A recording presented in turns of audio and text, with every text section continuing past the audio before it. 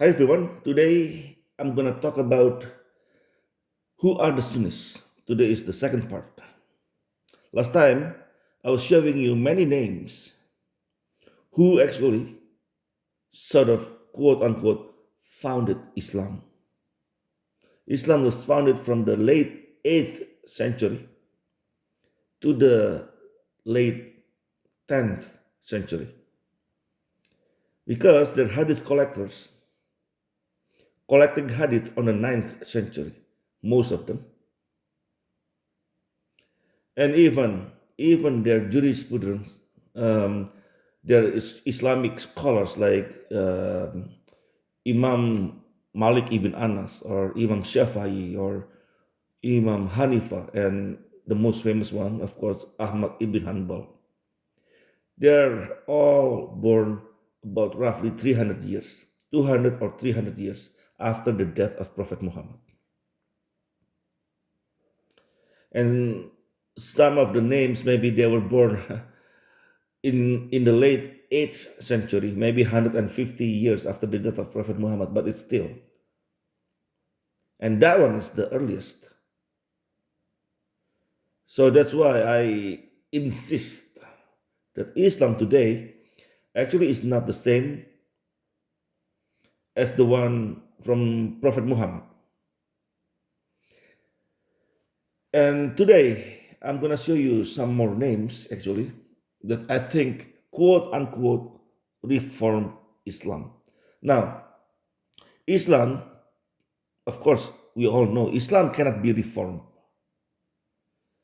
When I say Islam was reformed by these people, it is not the same as reformation that happened in a church in the 15th and 16th and 17th century of Christendom.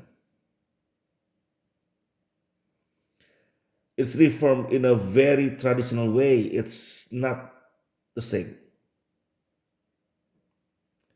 But let me show you the names. Imam al-Nawawi. He was born in October, what year? 1230.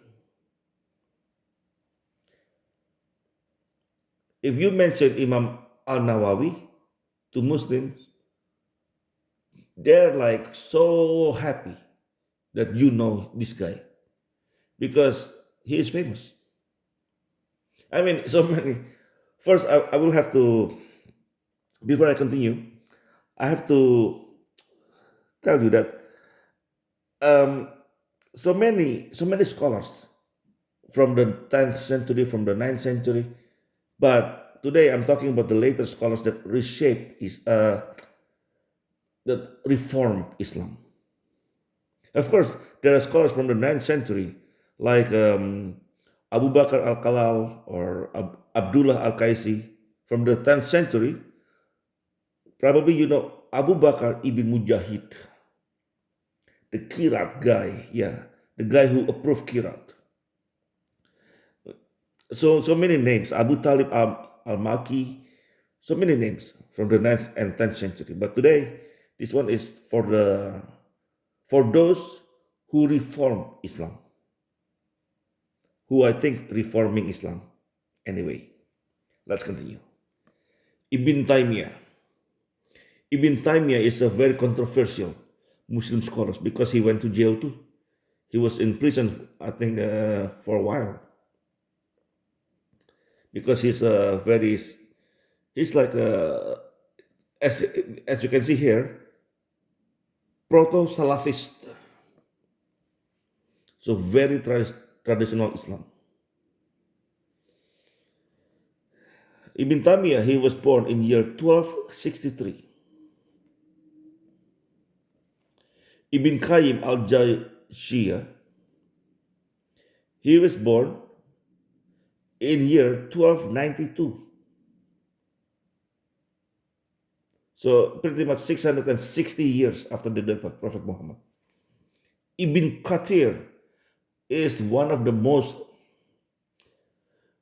probably one of the scholars Muslim refer the most. He was born in year 1300. Anything, anything about Islam? Oh yeah, yeah. Well, Ibn Kathir said this. According to Ibn Kathir, according to Ibn Kathir, all the time is Ibn Kathir. Ibn Kathir, Ibn Taymiyyah. Those names you will hear a lot.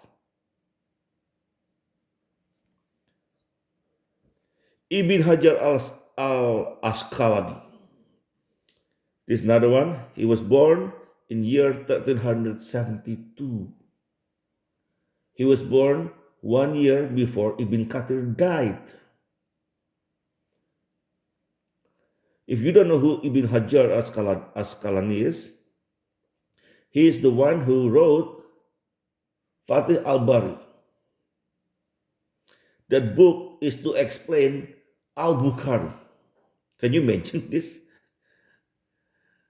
So they have Quran. Some events in Quran are very confusing because you don't know the context. There's no context. And you have to read it from, for example, one of them, Al-Bukhari, to see the event. So now, once the event explained, now you know what the verse is talking about. But then Ibn Hajar Asqalani, he wrote a book to explain Al-Bukhari. Yes, it sounds dumb, and because it is dumb. You wrote a book that explaining something, that's pretty crazy, right? And of course, Al-Suyuti. Jalaluddin Al-Suyuti is one of the names you will hear a lot when people talking about Islam. And he was born in year 1445. And these Muslim scholars are um, they reform Islam, in my opinion.